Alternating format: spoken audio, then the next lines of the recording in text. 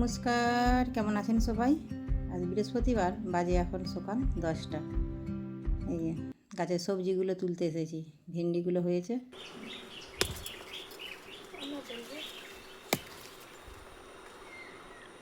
এখানটায় তো রোদটা কম পড়ে, সেই জন্য গাছের সবজিগুলো খুব কম হচ্ছে।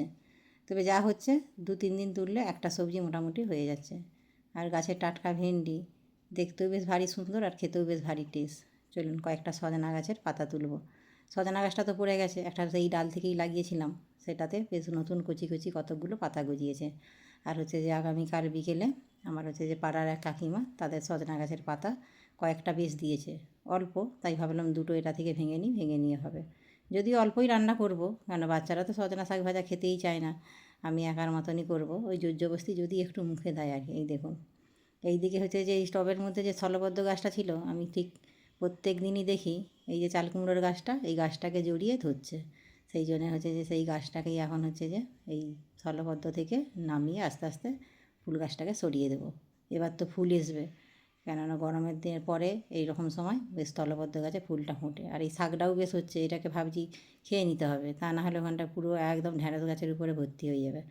আর এই যে এইখানে হচ্ছে যে পটল কিছুটা সঙ্গীতাকে আনতে দিয়েছিলাম, ও গিয়েছিল হচ্ছে যে বন্দর, আর পটলটাও নিয়ে এসেছে বেশ ভারী সুন্দর টাটকা। আর যেহেতু বৃহস্পতিবার, রান্না হবে নিরামিষ। নিরামিষ রান্নার মধ্যে আজকে করবো আলু পটল আর সয়াবিন দিয়ে একটু কষা কষা ঝাল। আর এদিকে হবে সজনা শাক ভাজা, আর একটু করবো পোস্ত দিয়ে আলু ভাজা। বেশিরভাগ নিরামিষ দিয়ে রান্না করি, মুগের ডাল, আলু পোস্ত, আর একটা কিছু ভাজা রাখি সাথে। কিন্তু আজকে আলুটা ভাজা রেখেছি পোস্ত দিয়ে, আর বাকি সোয়াবিন পটল দিয়ে এটা একটু কষা কষা ঝাল রেখেছি। সোয়াবিনটাও বাচ্চাদের খুব পছন্দ, বাচ্চাদের কেন আমাদের বাড়ির সকলেরই ভীষণ পছন্দ। চলুন এদিকে সমস্ত সবজি কেটে বেছে ভালো করে ধুয়ে পরিষ্কার করে নিয়েছি, এবারে রান্নাটা চালু করে দিই। ওদিকে ভাতটা আগেই বসিয়ে দিয়েছি।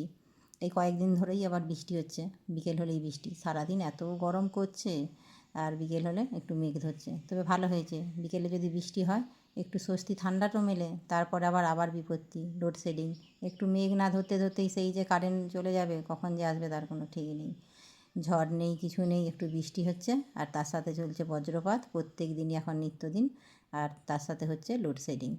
চলুন, ওইদিকে আমার আলু ভাজাও হয়ে গেছে, ওইদিকে হচ্ছে যে পটলটাও আমার ভাজা হয়ে গেছে।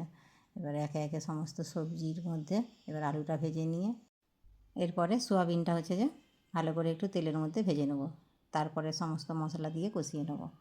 চলুন, আলুটা আমার ভাজাও হয়ে গেছে, এদিকে ভাজতে দিলাম একটু সোয়াবিন, আর দিয়ে দিলাম তার মধ্যে নুন আর হলুদ। এই যে সোয়াবিনটাও ভাজা হয়ে গেছে। এবার মশলার মধ্যে ফোড়ন দিলাম একটু গোটা গরম মশলা থেতো করে, তার মধ্যে দিলাম হচ্ছে যে শুকনো লঙ্কা আর তেজপাতা, আর এই যে দিয়ে দিলাম আদা বাটা। আদা বাটাটা আর বেশি ভাজলাম না, দিয়ে দিলাম হলুদ, লঙ্কা গুঁড়ো, আর রোজকার মশলা যেমন দেওয়া হয়, জিরে গুঁড়ো আর ধনে গুঁড়ো। এবার মশলাটাকে সুন্দর করে কষিয়ে নেব। টমেটোটা একটু পেস্ট করেই দিচ্ছি, টমেটোটা পেস্ট করে দিলে কী হবে, গ্রেভিটা একটু ঘন ঘন হবে, আর বাচ্চাদের মুখে টমেটোটা আর মুখে লাগবে না খাবার সময়। এই যে এইখানে এবার দিয়ে দিলাম হচ্ছে যে মশলার মধ্যে সমস্ত ভেজে রাখা সবজি। দাঁড়ান একটু জল দিয়ে ভালো করে কষিয়ে নিই, কেন একটু কড়ার মধ্যে লেগে যাচ্ছে। এই যে কষানো হয়ে গেছে, এবার জল দিয়ে এটা সেদ্ধ হতে দেবো। ততক্ষণে ওইদিকে হচ্ছে যে ভাতটাও ফ্যান গালতে দিয়ে দিয়েছি। তবে ওদের তো শাক ভাজা পছন্দ নয়, তাই ভাবছি এই সোয়াবিনের রান্নাটা হয়ে গেলে শাক ভাজাটা বসিয়ে দিয়ে বাচ্চাদেরকে খেতে দিয়ে দেবো। কেননা শাক ভাজাটা ওদের খাবার ইচ্ছে নেই, খেতে খেতে শাক ভাজাটা হয়ে যাবে, যদি পাতে একটু দিই, খেতে যদি চাই খাই দেবো, তা না হলে আর দেবো না। এই যে বসাবো এখন হচ্ছে যে শাক ভাজা, ওদিকে সোয়াবিনের তরকারি হয়ে গেছে, ফোড়নে দিয়েছি একটু জিরে, গোটা লঙ্কা, আর তেলের মধ্যেই একবারে তুলে দিলাম নুন আর হলুদ দিয়ে। একটু সামান্য জল দিয়ে দেবো, শাকটা যাতে একটু বেশি করে সিদ্ধ হয়ে যায়, কেননা সজনা শাকটা একটু সময় লাগে সেদ্ধ হতে। চলুন, এসেছি এখন এদিকে আম পাড়তে, আমটা পেড়ে নিয়ে গিয়ে কেটে বাচ্চাদেরকে আগে খেতে দিয়ে দেবো, তারপরে হচ্ছে যে আমি খাবো। এই যে আমটা একদম হলুদ হয়ে পেকে গেছে, এইটা এখন পেরে নিই, হাত দিতেই পড়ে গেল, পারতেও হলো না। এই যে একদম গাছ থেকে সদ্য টাটকা পেরে এটা এখন ভাত দিয়ে খাওয়া হবে। ওইদিকে গাছের আমও প্রায় শেষ, এবছর এখনও গাছ থেকেই আম পেড়ে পেরেই খাওয়া হচ্ছে, কেনা এখনও হয়নি। তবে আর 2-4টে আম রয়েছে, আর 2-4 দিন পরেই আম গাছে শেষ হয়ে যাবে, তখন আবার কিনেই খেতে হবে। তবে এইরকম উঠোনের সামনে যদি একদম হাত লাগোয়া গাছে আম ঝুলে, পাকা পাকা আম, কার না ভালো লাগে, বিশেষ করে যখন খাওয়া হয় তখন হচ্ছে যে সঙ্গে সঙ্গে পেরে নিয়ে এরকম সদ্য কেটে গাছের টাটকা আমের স্বাদটাই কিন্তু আলাদা। চলুন, আম কাটা হয়ে গেছে, বাচ্চাদেরকে আগে ভাত দিয়ে দিই, তারপরে আমার ভাতটাও আবার বেড়ে নেবো। দিয়ে দিয়েছি ওইদিকে বাচ্চাদেরকে ভাত। তবে শাক ভাজাটা কিছুতেই পাতে নিল না। সঙ্গীতাকে বলতে জোরজবস্তি একটু নিয়েছে পাতে, সামান্য। বলছে আমি খেয়ে দেখবো কেমন লাগে। এই তো বয়সের সাথে সাথে বড় হচ্ছে ওরা, প্রোটিনটাও তো শরীরে দরকার, শাকের মধ্যে তো আছে বহু প্রোটিন। কিন্তু সেটা কে বোঝাবে? সঙ্গীত আজকাল একটু একটু বুঝতে শিখেছে। যদি বলি সমস্ত কিছু কতটা দরকার একটা প্রোটিন প্রাপ্তবয়স্ক হচ্ছে যে বাচ্চাদের জন্য, তখন একটু পাতে নেয়, শোনে মন দিয়ে। বলছে তবে দাও পাতে, যদি ভালো লাগে খাবো, নাহলে খাবো না, তুমি খেয়ে নেবে। ওরা ওদিকে ভাতের থালা নিয়ে বসেছে টিভির তলায়, আমি এই দিকে বসেছি রান্নাঘরের টেবিলেই বসে পড়লাম। এই যে, চলুন, আমার পটলের স্বাদটা বেশ ভীষণ ভালো লাগে। বাজে এখন বিকেল প্রায় 4টে, ঝমঝমিয়ে শুরু হয়েছে বৃষ্টি। আর এই যে জাম গাছের মইটাও ঠেকানো হয়ে রয়ে গেছে, এখনও মইটা আনা হয়নি। এবছর জাম গাছের জাম প্রায় শেষ, একদম শেষ বললেই চলে। আর গুটি কয়েক গোটা 4-5 আছে, ওটা পাখির জন্য রাখা আছে, পাখি এসে খেয়ে যাবে।